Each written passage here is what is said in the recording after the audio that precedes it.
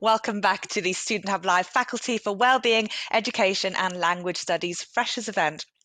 Well, we're going to have another interdisciplinary discussion, which means that I've invited colleagues from different schools within the faculty to have a talk about topical issues of the day. And we're going to talk about digital professionality now. We've got some widgets, some interactive word clouds that we'd love you to fill in for us, please.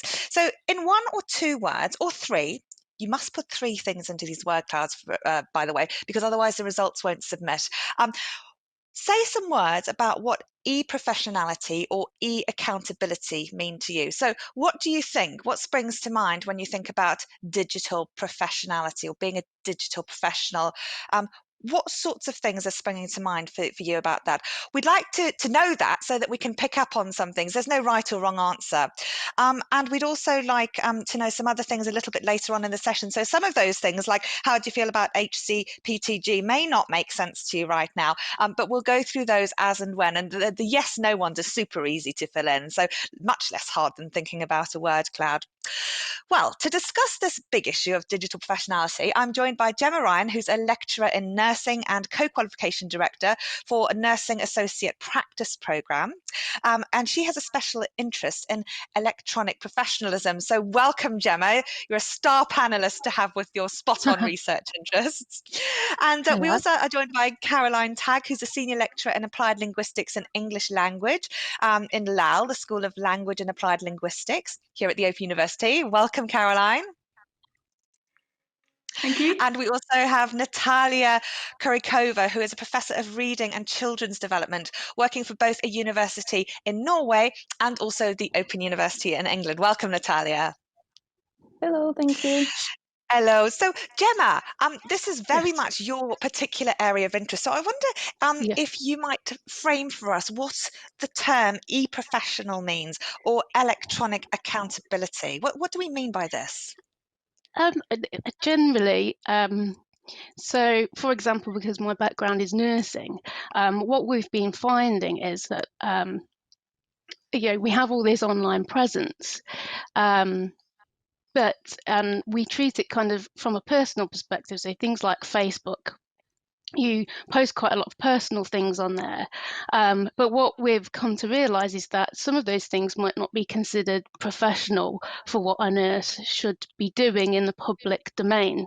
So e-professionalism is basically taking the principles of being a professional and making sure that we apply them in the online environment as well. So not just in our daily practice as nurses, and that can apply across a range of professions, not just healthcare. I know that I've had discussions with people from law and police and even the armed forces. They have to be very careful about what they post online in the public domain. So e-professionalism is essentially about taking the principles of being a professional and making sure that we do that online as well as offline. And it's sometimes termed e-accountability in that we are held accountable to professional bodies. So if we do something that isn't professional, we could be held to account for it.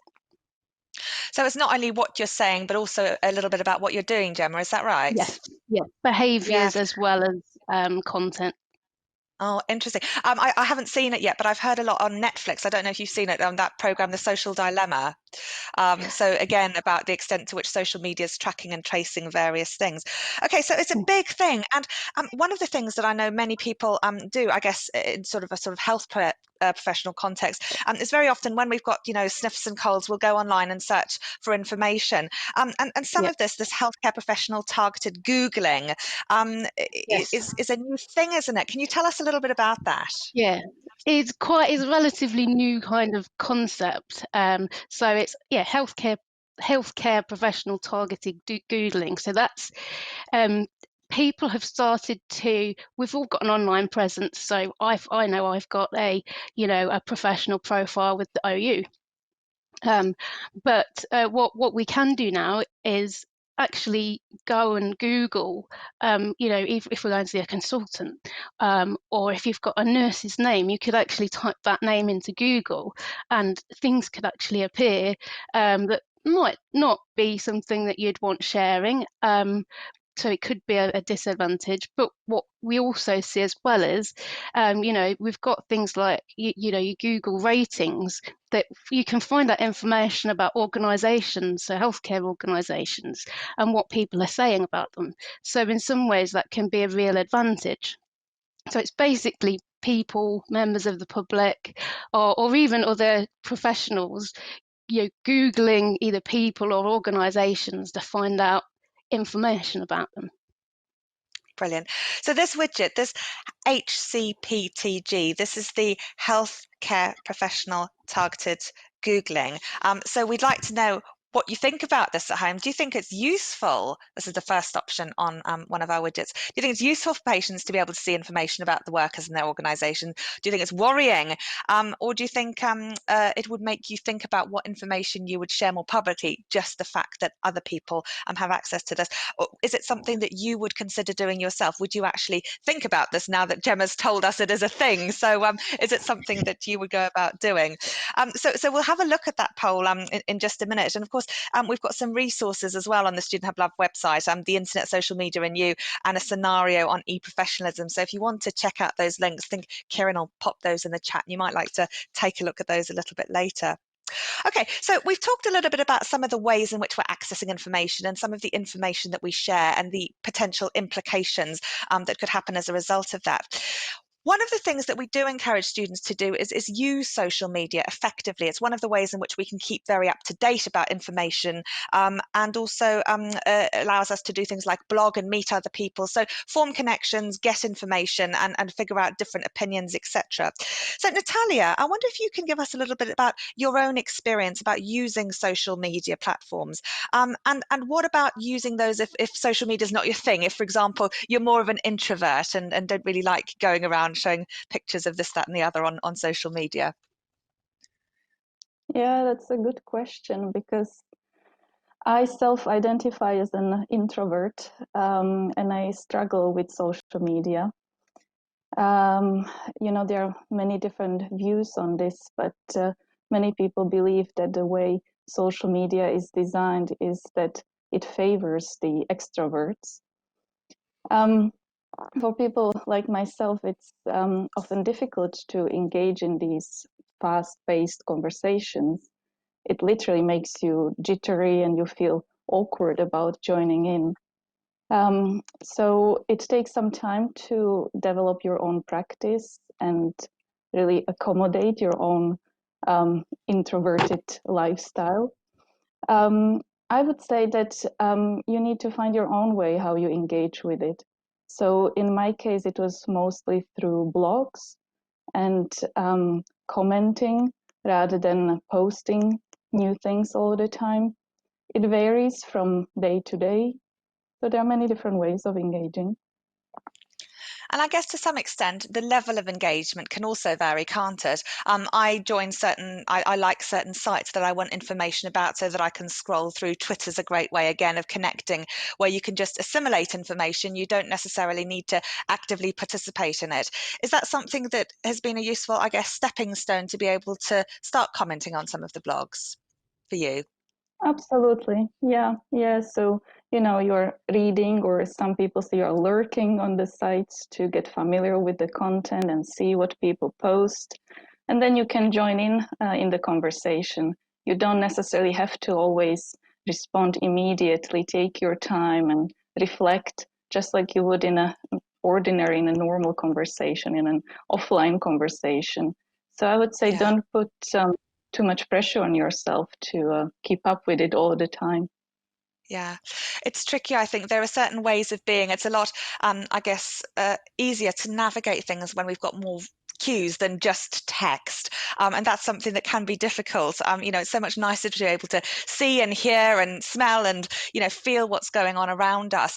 Text can be quite limited and sometimes misconstrued. And just reflecting, I guess, on our audience's involvement at the moment in the chat. I know lots of people have been meeting and talking about WhatsApp group. There's a whole flurry of activity, and sometimes it can take a little bit of time to, I guess, almost settle down and start to engage in some of these issues. But once you've said hello and what you're studying, you might then start start to share how some of this relates to you. So Kieran, I wonder if we could just come to you briefly and see how everyone is at home, and if people have anything to say about this issue, about what we're sharing online about ourselves.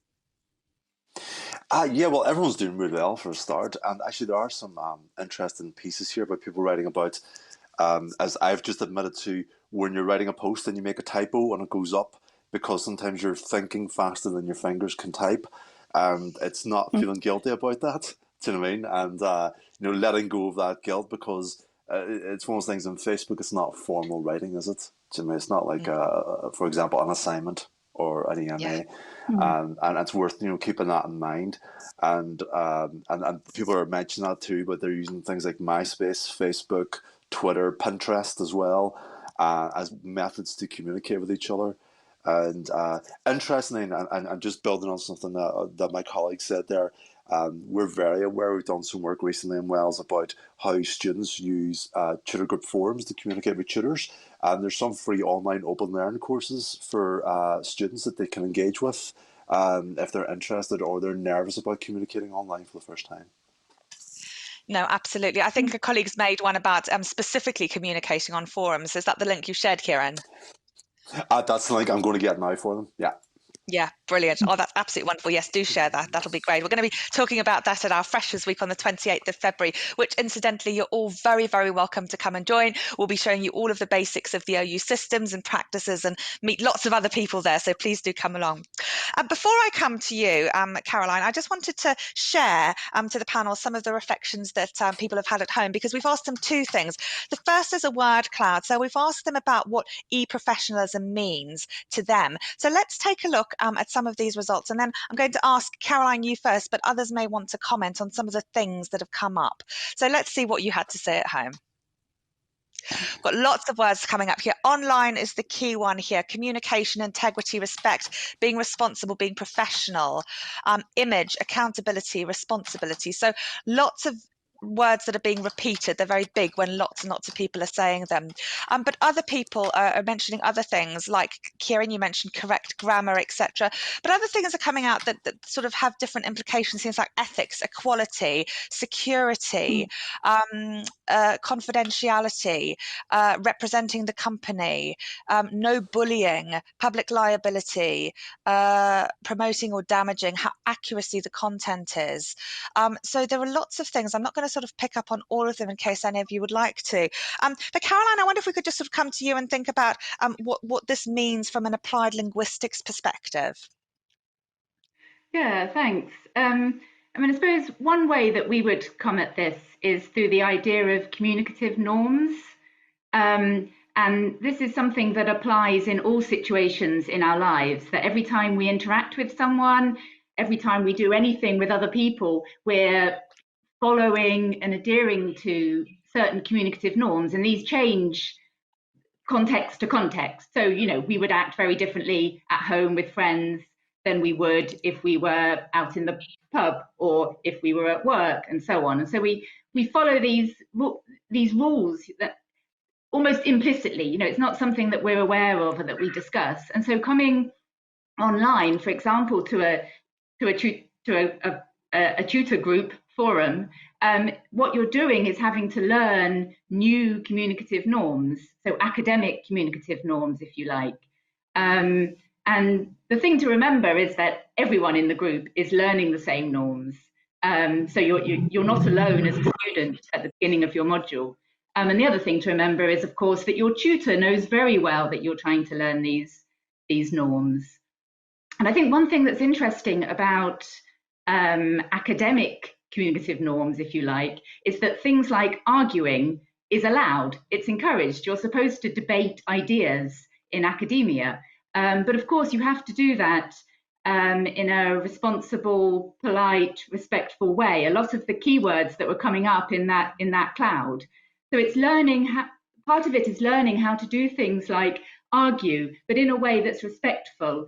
And importantly, I think a lot of the time is to keep the space open. So don't assert your own views, but try to ask questions, to acknowledge other people's views, and show your respect by keeping open what we would call a dialogic space, a space for dialogue.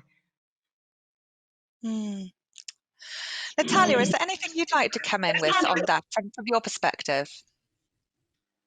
I really like the word integrity in the word cloud, because, you know, one of your privileges as an educated person is to show integrity. So I think it's really important that on social media we don't necessarily always divide the professional and the private self, in the sense that we, for example, don't show our vulnerabilities. I think it's important to show the whole self on social media too. So you can be sharing content that responds to current events and how it impacts your own life, as well as your professional life, of course. Absolutely. Often my friends will look at my social media, which I don't use a lot actually, and they'll say, "Oh gosh, you've been busy." But I mean, I often have been busy, but I can never quite remember what I'm doing. But I don't know. I guess I don't share some of the downsides of things. Yeah, I'm just sort of thinking about that whole idea. And I know some people really only share the upsides of life. It's easier sometimes too. But I guess it depends how you view social media and for what purpose you're really using it.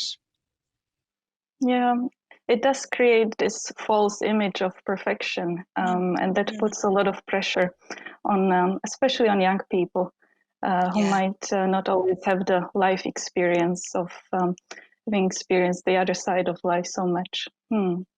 I've heard many students say, "Oh, everyone else on my Facebook or WhatsApp group is doing really well. They're getting great grades, etc."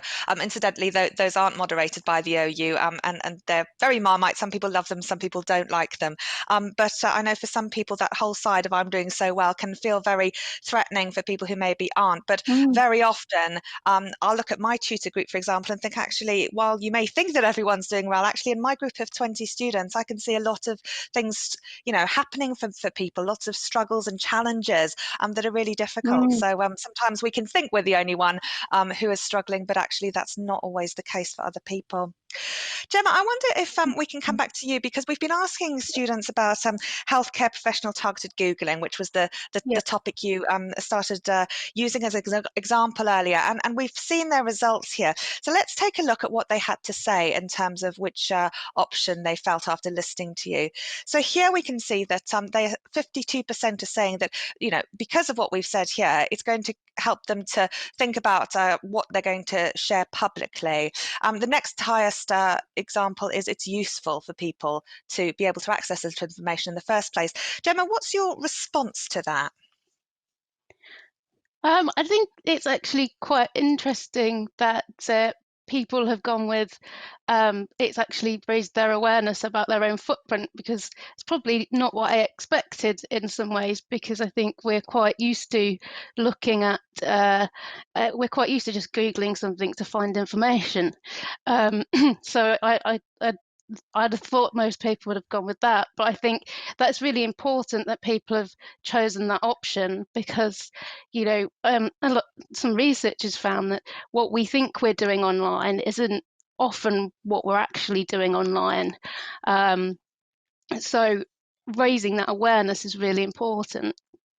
And I guess being mindful of your privacy and your settings. I mean, I'm probably as guilty as the next person of I don't always check my settings. I normally just accept cookies, etc., without really thinking through the implications of some of those things, and then get surprised when I'm constantly bombarded by cycling adverts all the time, because I'm always Googling cycling websites when I'm not working. So yeah, it is really interesting in terms of how people are using that data as well. We've also asked people at home whether or not they think it's acceptable for this to happen in the first place. So do you think it's acceptable for health and social care workers to use social media to find out information about service users in their care? So this is, I guess, where the coin's flipped, Gemma, isn't it? Are there some words you'd like to say before we see the results of this? Yeah, so basically this is the opposite, in that this is patients, this is healthcare professionals Googling patients to find out information for them. So it's another quite a new concept, to be fair, but we did some research with public groups, and to a general extent they found it acceptable, but there were conditions by which they thought it would be acceptable. Generally, patient safety was one of the paramount the primary reasons they felt that it would be acceptable, but also they also saw it as we should really seek consent.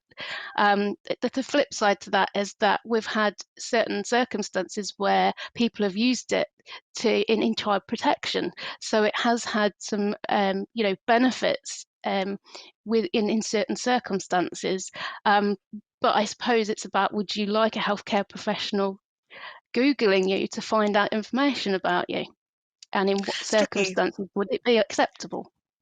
Well, let's take a look and see what people at home said. Remember when we asked them about whether or not an end user may Google the healthcare provider, and we saw that 24% of them then said that they do think it would be useful for the patients to see information about the service workers or the service provider. But the other way around, let's see what people at home had to say. 66% said no, they do not think it's acceptable. So does that fit with your way of thinking, Gemma? What is your response to this? I think we're still going through a kind of ethical debate on it. There's no real guidance. There's no real professional guidance on whether we should do this and in what circumstances it would be acceptable. So essentially, it's a debate that's still open for discussion. I can certainly see that there might be circumstances where, and predominantly most of the research has been done in psychiatry and mental health, where they need to find that information about people and there's no other way of doing it. But on the flip side, I'm not sure I would like someone doing that to me to find that information about me. They should perhaps ask for consent to do that. And document that consent before they do that. No, absolutely. A very, very difficult debate. Gemma and Caroline and Natalia, thank you so much for talking to me about this. I know this has raised lots of discussions in the chat. Kieran, we'll come to you next. But before that, we're just going to have a quick ad break. When we were allowed on campus, when it was the summer, we did some campus tours. And it's really nice for you to see some of the university that hopefully we can get back into in the not too distant future. And when we do, we would love you guys to come and meet us at the Open University in Milton Keynes. Everybody is welcome there when restrictions are lifted. So let's take a look at one of our campus tours, and I'll see you for our next session very soon.